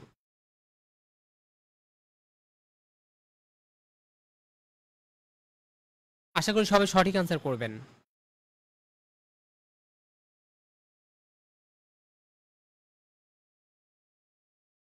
এখনো পর্যন্ত আমি আপনাদের কমেন্ট দেখতে পাচ্ছি না। আমি জানি কেউ কেউ সঠিক আনসার করবেন, কেউ কেউ ভুল আনসার হতেই পারে, তবু আনসার করুন আপনারা, ভয় পাওয়ার কোনো কারণ নেই। 10 নাম্বার কি আনসার হবে? 9 নাম্বারটা মনিকা আপু সঠিক আনসার করেছেন, জান্নাতুল ফেরদৌস আপু সঠিক আনসার করেছেন। আমি 10 নম্বর প্রশ্নের আনসার জানতে চাচ্ছি যে 26শে মার্চকে স্বাধীনতা দিবস ঘোষণা করা হয় কখন, সালটা কত?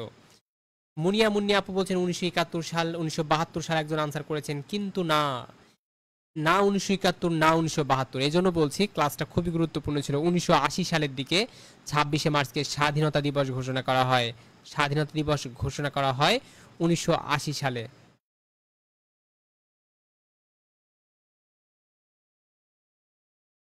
26শে মার্চকে স্বাধীনতা দিবস ঘোষণা করা হয় কখন?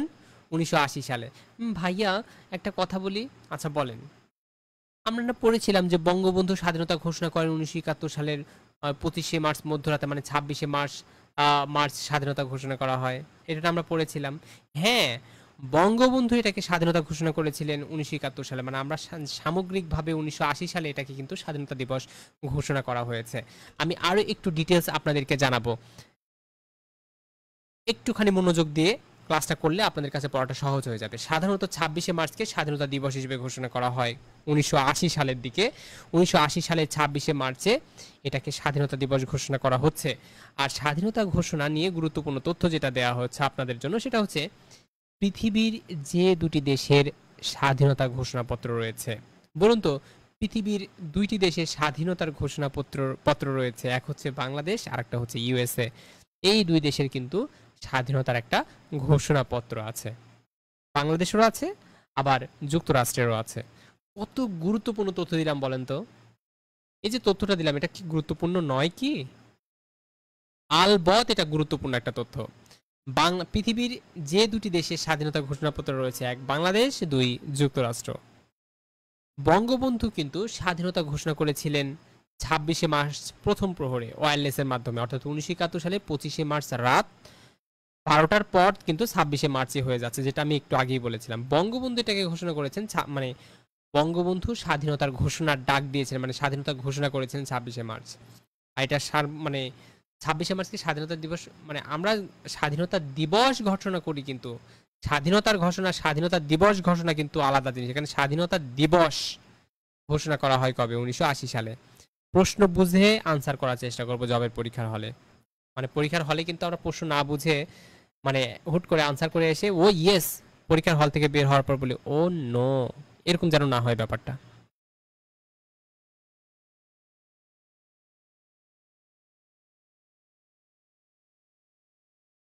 আশা করি সবাই বুঝতে পেরেছেন। তাহলে এটা আনসার হবে 1980 সাল। সবাই ক্লিয়ার না? আমি আরো একটু ডিটেলস নিয়ে এসেছি আপনার জন্য। এইটা একটু ছোট্ট করে রিডিং দিন তো। এবার আপনি একটু রিডিং দিন তো, কিছু বুঝতে পারছেন কিনা।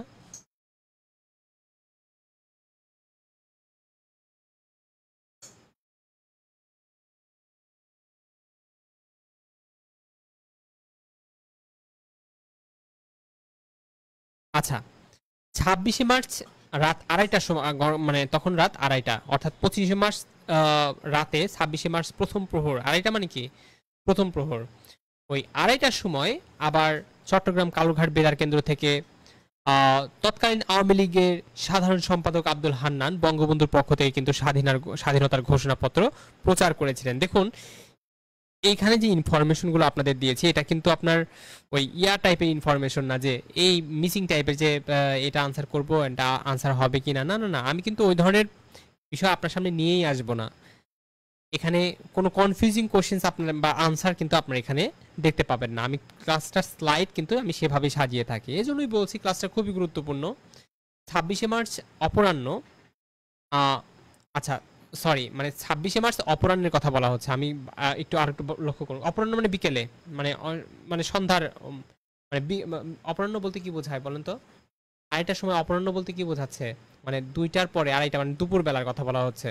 26শে মার্চ অপরাহ্নে অর্থাৎ 2:30টার সময় চট্টগ্রাম কালুরঘাট বেতার কেন্দ্র থেকে তৎকালীন আওয়ামী লীগের সাধারণ সম্পাদক আব্দুল হান্নান কিন্তু বঙ্গবন্ধুর পক্ষ থেকে স্বাধীনতা ঘোষণাপত্র প্রচার করেন। কে? তার নামটা আব্দুল হান্নান, এই নামটা একটু মনে রাখতে হবে।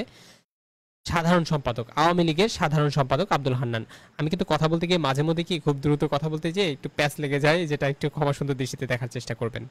কারণ আমি আসলে ক্লাসটা অনেক বড় করে, মানে ক্লাসটার স্লাইড অনেক বড় করে সাজিয়েছি, যে কারণে একটু তাড়াতাড়ি না করলে ক্লাসটা কিন্তু শেষ করতে পারবো না, একটু ফাস্ট হচ্ছে এজন্য।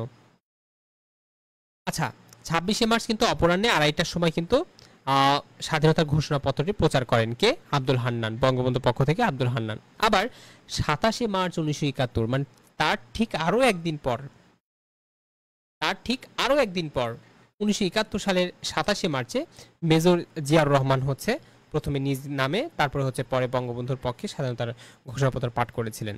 আচ্ছা, আনুষ্ঠানিকভাবে বাংলাদেশের স্বাধীনতার ঘোষণাপত্র পাঠ করা হয় 17ই এপ্রিল 1971। এইটা আপনাকে বেশি করে জানতে হবে, কোনো দিন এই প্রশ্নটা আসবে না আপনাদের, এটা জানার জন্য বলছি। 27শে মার্চ 1971 এ নিয়ে কোনোদিন প্রশ্ন হবে না আপনাদের চাই। আচ্ছা, তবে এই প্রশ্নটা এটা খুবই গুরুত্বপূর্ণ যে 26শে মার্চ অপরাহ্ন 2:30টার সময় আব্দুল হান্নান বঙ্গবন্ধুর পক্ষ থেকে কিন্তু স্বাধীনতার ঘোষণাপত্রটি প্রচার করেছিলেন। এটা খুবই গুরুত্বপূর্ণ তথ্য।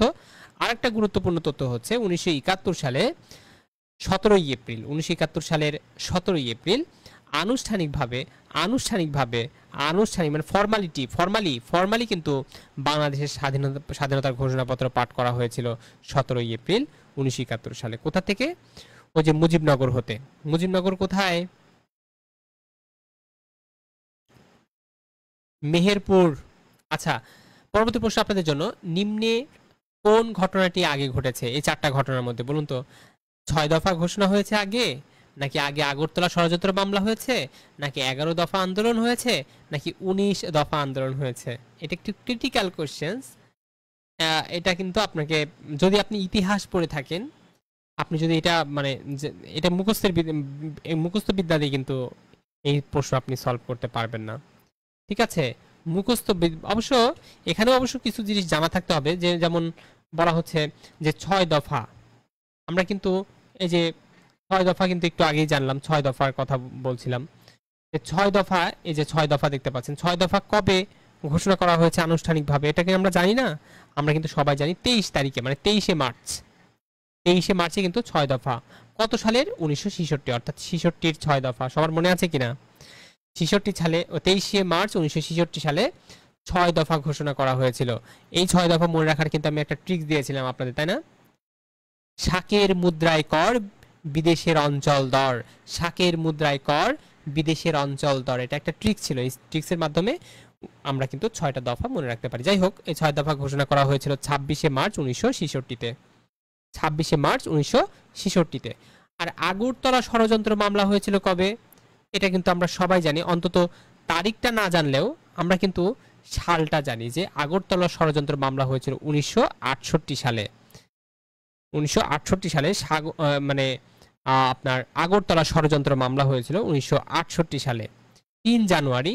এটা আমরা অবশ্য অনেকেই জানি না, তবে 1968 সালে হয়েছিল এটা কিন্তু আমরা জানি। এবার আসি 11 দফা আন্দোলন। 11 দফা আন্দোলন হয়েছিল কখন? 1969 সালে। এটাও কি আমরা জানি না? এটা কিন্তু আমরা জানি। 1969 সালে 11 দফা আন্দোলন হয়েছিল, অর্থাৎ 4ই জানুয়ারি 1969। 4ই জানুয়ারি 1969। আর 19 দফা আন্দোলন হয়েছিল কবে? 19 দফা আন্দোলন হয়েছিল কিন্তু এটা 19 দফা আন্দোলন আসলে মুক্তিযুদ্ধের কোনো বিষয় না। মুক্তিযুদ্ধ তো শেষ হয়ে গেল 1971 সালে। আর 19 দফা আন্দোলন ঘোষণা করা হয়েছিল, মানে 19 দফা আন্দোলন হয়েছিল 1977 সালে। 19 দফা আন্দোলন হয়েছিল 1977 সালে। তাহলে নিম্নের কোন ঘটনাটা আগে ঘটেছে? আমরা বুঝতেই পারছি যে 1966 সালে 23শে মার্চ ওই দিনটাতে কিন্তু 6 দফা ঘোষণা করা হয়েছিল। আপনাদের কমেন্ট বক্স আমি দেখতে পাচ্ছি। আজকে ক্লাসে আপনাদের খুব মনোযোগী আছেন আপনারা ক্লাসে, বোঝা যাচ্ছে। উম্মে হাবিবা আপু অবশ্য একটা কমেন্ট করেছেন, ভাইয়া অনেক অনেক থ্যাঙ্কস বাংলাদেশ বিষয়াবলী থেকে ক্লাস নেওয়ার জন্য। সংবিধান থেকেও একটা ক্লাস নেবেন প্লিজ। সংবিধান থেকে না একটা ক্লাস নেওয়া হবে, সংবিধান থেকে ক্লাস নেওয়া হবে মিনিমাম 5টা, কারণ সংবিধান থেকে ওই 5টা ক্লাস নেওয়ার পর আপনাকে আলাদা করে কোনো সংবিধানে ক্লাস করতে হবে না, এবং ক্লাসে কোনো জিনিস মুখস্থ করতে হবে না সংবিধান থেকে। কারণ আমি ক্লাসের মধ্যে এটা এমনভাবে পড়িয়ে দেব সংবিধান যে আপনাকে আলাদাভাবে মুখস্থ করার চেষ্টা করা, মানে মুখস্থ করার কোনো চেষ্টাই করতে হবে না। যেমন আপনাকে বলা হবে, বলুন তো সংবিধানের যে 153টা অনুচ্ছেদ আছে তার মধ্যে 6 নাম্বার অনুচ্ছেদে কি বলা হয়েছে? কেউ বলতে পারবেন? 6 নাম্বার অনুচ্ছেদে কিন্তু নাগরিকত্বের কথা বলা হয়েছে। তয়ের নিচে ব, নাগরিকত্বের কথা বলা হয়েছে। ভাইয়া এগুলো তো আমার মনে থাকতে চায় না। কেন মনে থাকবে না? দেখুন নাগরিকত্ব বানানে কয়টা শব্দ আছে? দন্তেন্য আছে, গ আছে, র আছে, ক আছে, ত আছে, তয়ের নিচে আবার ব আছে। তাহলে কয়টা শব্দ দেখি? 1 2 3 4 5 6। তার মানে নাগরিকত্ব বানানে 6টা বর্ণ আছে। তার মানে বুঝে নিতে হবে যে নাগরিকত্ব নিয়ে 6 নং অনুচ্ছেদে আলোচনা করা হয়েছে। জবের পরীক্ষায় কিন্তু এটাই এসেছে, নাগরিকত্ব নিয়ে প্রশ্ন। যাই হোক, আমরা সংবিধান কিন্তু এইভাবে ট্রিক্সের মাধ্যমে শেষ করে ফেলবো, হাসির ছলে শিখবো, ঠিক আছে? আর যারা এখনো ভর্তি হননি, আবারও বলছি 250 টাকা মাত্র আমাদের লাইভ ক্লাস। প্রতিটা সপ্তাহে 3 থেকে 4টা করে লাইভ ক্লাস পাবেন। পিডিএফ শিট দেওয়া হবে আলাদাভাবে, স্পেশালি 5টা করে লাইভ এক্সাম নেওয়া হবে এবং প্রতিযোগিতামূলক এক্সাম, এবং এই এক্সামে গণিত, ইংরেজি, বাংলা, সাধারণ জ্ঞান অল টপিকস থাকবে। এবং আমাদের লাইভ ক্লাসটাও কিন্তু গণিতের উপরে হবে, ইংরেজি, বাংলা এবং সাধারণ জ্ঞানের হবে, অর্থাৎ 4টা সাবজেক্টের উপরে আপনি লাইভ ক্লাস পাবেন। যারা এখনো ভর্তি হননি, এই হোয়াটসঅ্যাপ নাম্বারে আপনারা কল দেবেন 07366698836, মাত্র 250 টাকা। আর যার কাছে 250 টাকা অনেক, কি বলবো, অনেক অনেক হয়ে যায় আর কি, 250 টাকা যার কাছে অনেক হয়ে যায় তাকে বলবো ভাইয়া আপনাকে ভর্তি কখনোই হতে হবে না, কারণ 250 টাকা আপনার হচ্ছে হাত খরচ, মানে আপনার একদিনের সিগারেট খরচ অনেকের। যাই হোক, এটা হচ্ছে নামে মাত্র টাকা নেওয়া হচ্ছে। নিম্নের কোন ঘটনাটি তাহলে আগে ঘটেছে? আমরা তাহলে পাইলাম 6 দফা ঘোষণা, এটা হচ্ছে সবার আগে। আচ্ছা, এটা নিয়ে আমরা পড়েছি। বাংলাদেশের জাতীয় সঙ্গীতের ইংরেজি অনুবাদককে? 100, এখানে যারা আছে 100% আমরা সঠিক আনসার করতে পারবো আমি জানি, এজন্য এই আনসারটা আমি আপনাদের কাছ থেকে নিব না। অলরেডি সবচেয়ে বেশি অ্যাক্টিভ দেখতে পাচ্ছি আর নিপু আপুকে, জান্নাতুল ফেরদৌস আপুকে, মুন্নি আপু, সোহেল রানা ভাইয়া এবং উম্মে হাবিবা আপু, সবাইকে খুব বেশি অ্যাক্টিভ দেখতে পাচ্ছি কমেন্টে। আচ্ছা, আপনাদেরকে অসংখ্য ধন্যবাদ। আর আমি আপনাদের কাছ থেকে ডান শব্দটা লেখা দেখতে চাই, ডান। আর ডানটা তখনই লিখবেন যখন আপনারা শেয়ার দেবেন। ডান শব্দটা তারাই লিখবেন যারা শেয়ার দিয়েছেন। আমি তাদের নামটা একটু ঘোষণা করতে চাই, তাদেরকে দেখতে চাই তারা ডান লিখেছেন, তারা কৃতজ্ঞতা প্রকাশ করেছেন। যারা কৃতজ্ঞতা প্রকাশ করেছেন তারাই কিন্তু শেয়ার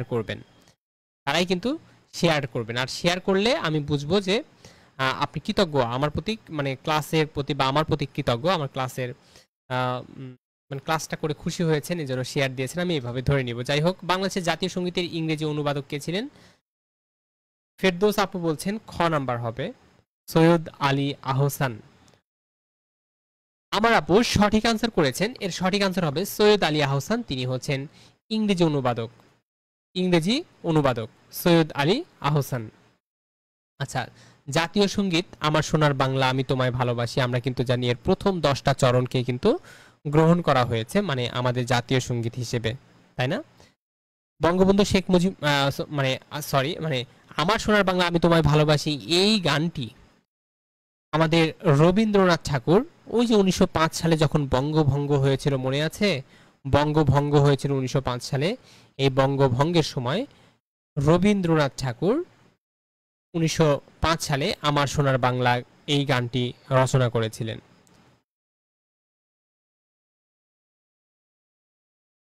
জবের পরীক্ষার প্রশ্ন হয়েছে যে জাতীয় সঙ্গীত আমার সোনার বাংলা এই গানটির বা এটা রচনার প্রেক্ষাপট কি ছিল? এটা রচনার প্রেক্ষাপট ছিল বঙ্গভঙ্গ। আর 1905 সালে কিন্তু বঙ্গভঙ্গ হয়েছে। এটার এক্সপ্লানেশনটা আমরা একটু ভালো করে লক্ষ্য করি। দেখুন, এর প্রেক্ষাপট হচ্ছে বঙ্গভঙ্গ। গানটি নেওয়া হয়েছে কোথা থেকে? রবীন্দ্রনাথের গীত বিতান থেকে, অর্থাৎ গীত বিতান কাব্যগ্রন্থের স্বরবিতান কাব্য থেকে নেওয়া হয়েছে। আচ্ছা, সর্বপ্রথম এটা প্রকাশিত হয় বঙ্গদর্শন পত্রিকায়। বঙ্গদর্শন পত্রিকায় এটি প্রথম প্রকাশিত হয় আমার সোনার বাংলা। গানটিতে প্রাধান্য পেয়েছে বাংলার প্রকৃতির কথা। এইটা আমি দেখেছি কোন যেন খুব গুরুত্বপূর্ণ একটা জবের পরীক্ষায় প্রশ্নটা হয়েছিল, সরকারি জবের পরীক্ষায়, যে গানটিতে প্রাধান্য পেয়েছে বাংলার প্রকৃতির কথা। বাংলার প্রকৃতির কথায় স্থান পেয়ে মানে প্রাধান্য পেয়েছে। আর গানটির ইংরেজি অনুবাদক হচ্ছেন সৈয়দ আলী আহসান, যেটা আপনারা একটু আগেই বললেন। এই জন্য আপনাদেরকে অসংখ্য ধন্যবাদ, সবাই সঠিক আনসার করেছেন। আর এই গানটির মোট চরণ হচ্ছে 25টি। ওই যে সম্ভবত 25টি চরণের মধ্যে একটা চরণ এরকম আছে, ও মা খেলাধুলা সাঙ্গ হলে, ও মা তোমার কোলে ফিরে আসি সোনার বাংলা, আমি তোমায় ভালোবাসি। আর আমার সোনার বাংলা গানটা আমি যখন ক্লাস 9-এ পড়ি, নবম শ্রেণীতে পড়ি, তখন আমি যখন নবম শ্রেণীতে পড়তাম তখন এই 21শে ফেব্রুয়ারিতে আমার সোনার বাংলা জাতীয় সঙ্গীতটা যখন গাইতে হবে, বিশ্বাস করবেন না, আমাদের হেডমাস্টার মানে তখন যে ছিলেন আবুল কাশেম স্যার, তিনি সুন্দর করে আমার হাতটা ধরলেন, ধরে নিয়ে সুন্দর করে হারমোনিয়ামের সামনে বসাই দিলেন, মাইকের সামনে, মানে আমি তখন হারমোনিয়াম বাজিয়ে এই গানটা তুলেছিলাম, আমার সোনার বাংলা আমি তোমায় ভালোবাসি। আসলে দীর্ঘ সময় ক্লাস করতে করতে কি হয়ে যায়, আমরা সবাই বোরিং হয়ে যাই। এই জন্য মাঝে মধ্যে অবশ্য কিছু বিনোদনের দরকার হয়, তা না হলে মানে আমাদের পড়াটা কিন্তু আবার মানে আমরা কিন্তু পড়াটা ধরে রাখতে হলে আমাদের কিছু সময়ের জন্য বিনোদনের প্রয়োজন হয়। যাই হোক, আমার সোনার বাংলা গানটা কিন্তু আমি এখনো তুলতে পারবো চাইলে। আমার কাছে নিজে একটা, আমার ফোনে একটা পিয়ানো আছে, দেখুন এখানে আপনারা সবাই একটা সাউন্ড শুনতে পাবেন, এই দেখুন, মানে আপনারা কিন্তু অলরেডি সাউন্ড শুনতে পাচ্ছেন। তো এইখানে আমি আমার সোনার বাংলা এটা হচ্ছে আমি তোলার চেষ্টা করব, ভুল ভ্রান্তি অবশ্যই মার্জনীয়। আমরা তারপরে আবার পড়ায় ফিরে আসবো। আমার সোনার বাংলা আমি তোমায় ভালোবাসি, আমি এটা বাজাচ্ছি।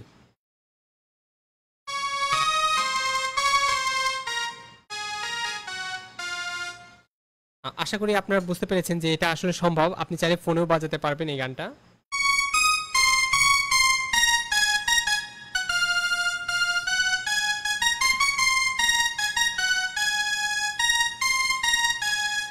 এটা কিন্তু আমি মাত্র ফোনে বাজাইলাম। যাই হোক, তাহলে আমার সোনার বাংলায় এটার মোট চরণের সংখ্যা 25টি। এর মধ্যে 10টি চরণ কিন্তু জাতীয় সঙ্গীত হিসেবে গ্রহণ করা হয়েছে।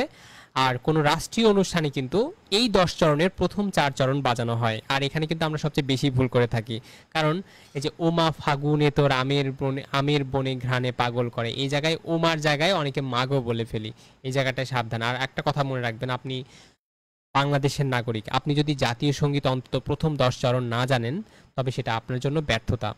যে কোনো সময় যে কোনো পরিস্থিতিতে কিন্তু আপনাকে এটা গাইতে হতে পারে। বিশেষ করে আপনি কিন্তু এই জবের প্রিপারেশন নিচ্ছেন, হতে পারে আপনি একজন অ্যাসিস্ট্যান্ট টিচার হলেন।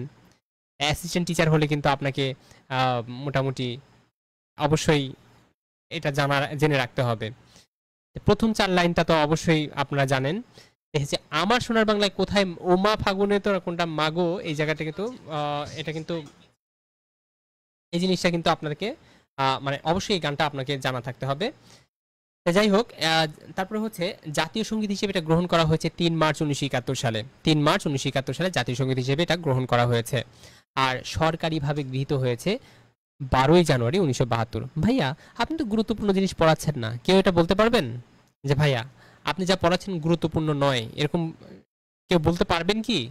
খুবই গুরুত্বপূর্ণ। যারা বলবেন যে এটা গুরুত্বপূর্ণ নয়, বুঝে নেব তাদের প্রিপারেশনটা আরও নিতে হবে। জাতীয় সঙ্গীত হিসেবে এটা গ্রহণ করা হয় ৩ মার্চ ১৯৭১ এবং সরকারিভাবে এটা গৃহীত হয় ১২ই জানুয়ারি ১৯৭২। ৭২ সাল কিন্তু সরকারিভাবে গৃহীত হয় কিন্তু ১৯৭২ সালের ১২ই জানুয়ারি। এই তথ্যগুলো কিন্তু মাথায় রাখতে হবে। ২৬শে মার্চকে বাংলাদেশে ২৬শে মার্চকে বাংলাদেশ দিবস হিসেবে পালন করে। ২৬শে মার্চকে বাংলাদেশের দিবস হিসেবে পালন করে। বাংলাদেশ দিবস হিসেবে পালন করে কারা?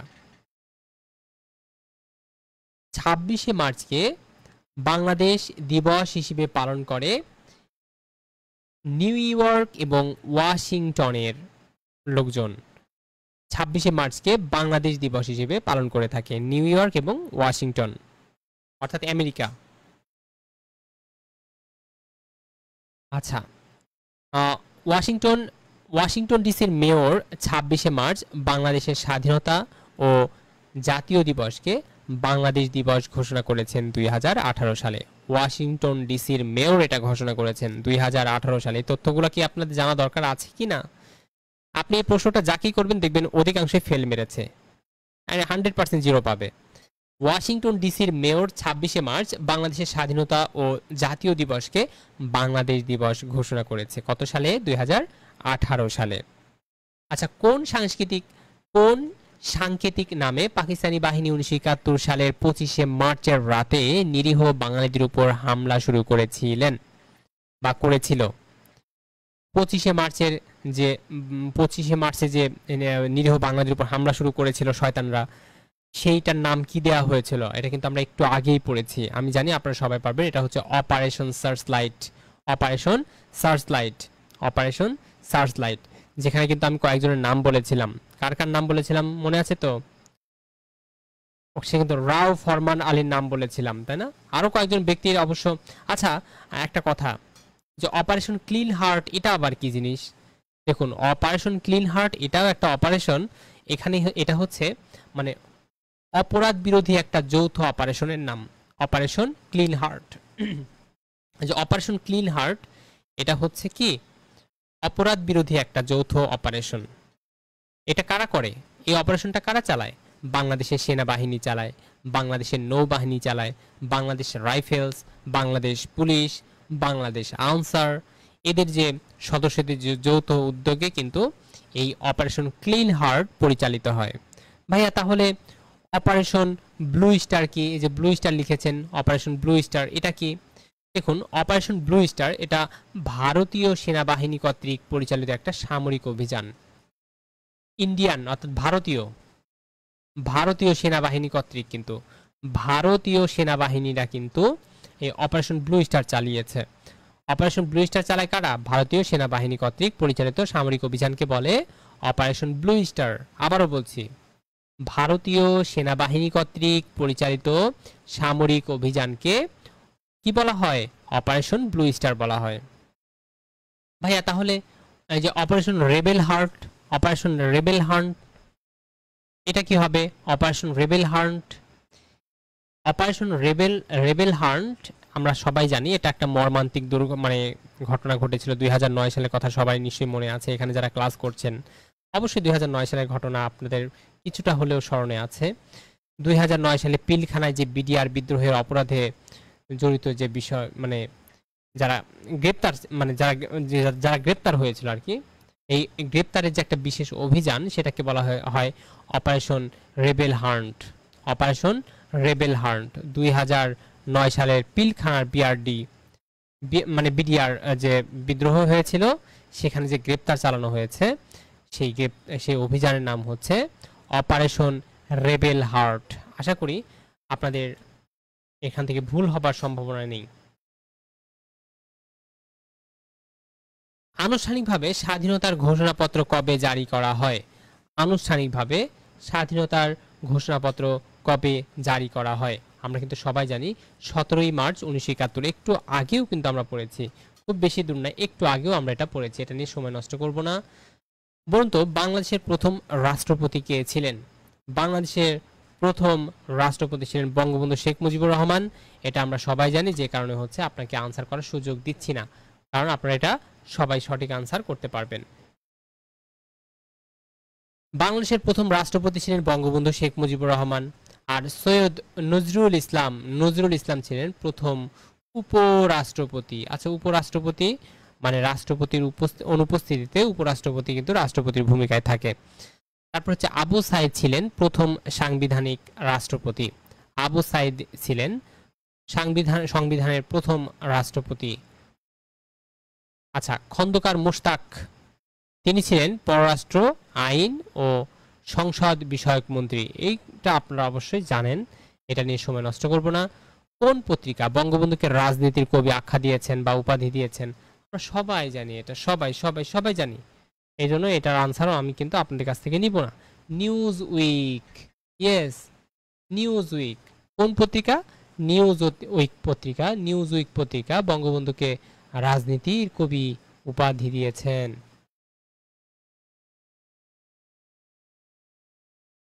নিউজ উইক ম্যাগাজিন কত তারিখে? 1971 সালের 5ই এপ্রিল।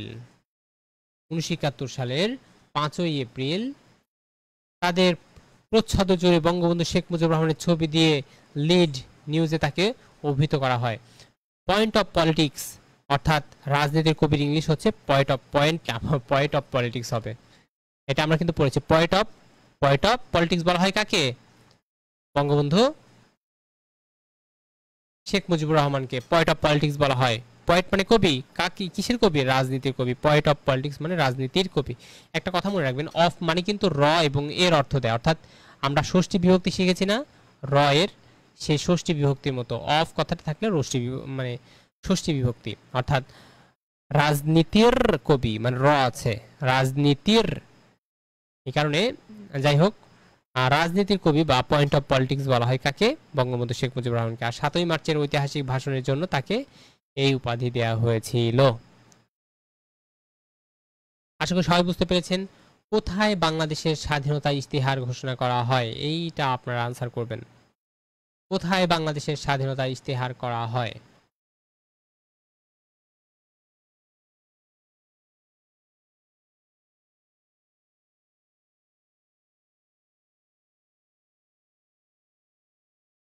খুব দ্রুত আনসার করার চেষ্টা করুন।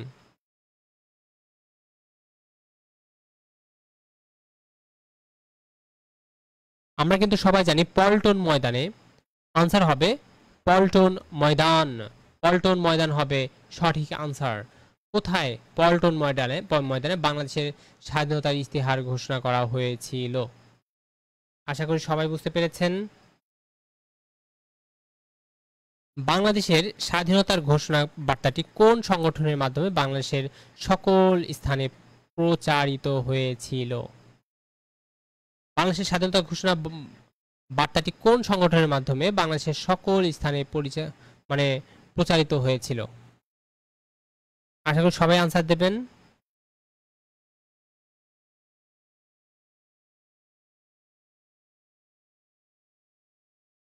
বাংলাদেশের স্বাধীনতা ঘোষণা বার্তাটি কোন সংগঠনের মাধ্যমে বাংলাদেশের সকল স্থানে প্রচারিত হয়েছিল, অর্থাৎ প্রচার করেছিল কারা? হ্যাঁ, ইপিআর প্রথম পদক্ষেপ নিয়েছিল। ইপিআররাই কিন্তু প্রথম পদক্ষেপ নিয়েছিল বিষয়টাকে সারা দেশে ছড়িয়ে দেওয়ার জন্য। রেডিওতে কিন্তু এই খবরটা পৌঁছিয়ে দিয়েছিলেন। যাই হোক, আপনারা মনে হয় অনেক বোরিং হয়ে যাচ্ছেন, আর একটুখানি ধৈর্য ধরুন। আর একটা প্রশ্ন দেখুন, স্বাধীনতা সংগ্রামের সময় মুক্তিবাহিনীর চিফ অফ স্টাফ কে ছিলেন? দেখুন, এই প্রশ্নটা কিন্তু আপনাদের পারতে হবে, এটা লাস্ট প্রশ্ন। শেষ ভালো যার সব ভালো তার।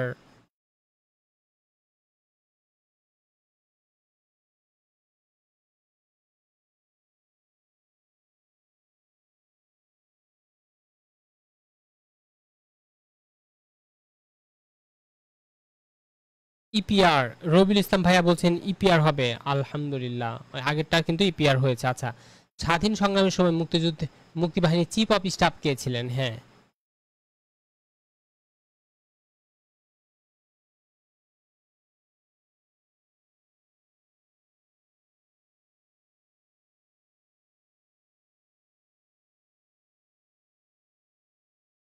দেখুন এক একজন কিন্তু এক এক রকম আনসার করছেন, এক একজন এক এক রকম আনসার করছেন। খুব দ্রুত আনসার করুন, এটা লাস্ট অন, একটু ঠান্ডা মাথায় আনসার করার চেষ্টা করবেন এই প্রশ্নটা, কারণ শেষ ভালো যার সব ভালো তার একটা কথা তো বলে নিয়েছি।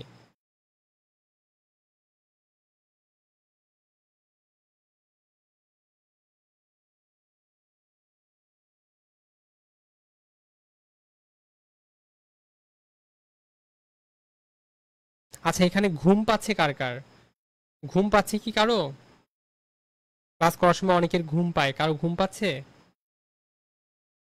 Lieutenant colonel Abdur Rauf, lieutenant colonel Abdur Rab স্বাধীনতা সংগ্রামের সময় মুক্তিবাহিনীর চিফ অফ স্টাফ ছিলেন। স্বাধীনতা সংগ্রামের সময় মুক্তিবাহিনীর চিফ অফ স্টাফ ছিলেন লেফটেন্যান্ট কর্নেল আব্দুর রউফ। মুক্তিবাহিনীর প্রধান সেনাপতি ছিলেন এম এ জি ওসমানী, আর ডেপুটি চিফ অফ স্টাফ ছিলেন এ কে খন্দকার, এবং খালেদ মুশারফ ছিলেন ২ নং সেক্টর কমান্ডার। আচ্ছা, আজকে পর্যন্ত এখন পর্যন্ত যে তথ্যগুলো দেওয়া হলো, হয়তো তথ্যগুলো একটু বেশি দেওয়া হয়ে গিয়েছে, কিন্তু যে তথ্যগুলো দেওয়া হয়েছে খুবই গুরুত্বপূর্ণ ছিল। তাহলে স্বাধীনতা সংগ্রামের সময় মুক্তিবাহিনীর চিফ অফ স্টাফ কে ছিলেন? Lieutenant colonel Abdur Rauf. মুক্তিবাহিনীর প্রধান সেনাপতি কে ছিলেন? ওসমানী ছিলেন। ডেপুটি চিফ অফ স্টাফ কে ছিলেন? এ কে খন্দকার। আর হচ্ছে ২ নং সেক্টর কমান্ডার কে ছিলেন? খালেদ মোশাররফ। ২ নং সেক্টর কমান্ডার কে ছিলেন? খালেদ মোশাররফ। আশা করি সবাই বুঝতে পেরেছেন। এইভাবে যদি আমরা রেগুলার ক্লাস করে যাই, তাহলে ক্লাসের মধ্যেই সকল পড়া হয়ে যাবে। আপনি যদি নাও লেখেন, পরীক্ষার হলে বসে থাকতে থাকতে দেখবেন আমার কথা মনে পড়ে গেছে, ভাইয়া না এটা পড়াইছিল, এইভাবে পড়িয়েছিল। আচ্ছা, আপনারা যারা লাইভ ক্লাস, মানে যারা অলরেডি লাইভ ক্লাস করছেন, তারা কিন্তু একটা চিহ্ন দেখতে পাচ্ছেন। দেখুন তো উপরের দিকে একটা ক্যামেরার মতো একটা চিহ্ন দেখতে পাচ্ছেন, ওইটাতে যদি আপনারা ক্লিক করেন তাহলে আমার রেগুলার ক্লাসগুলো কিন্তু আপনারা খুব ভালো করে, মানে নোটিফিকেশন আপনারা পেয়ে যাবেন।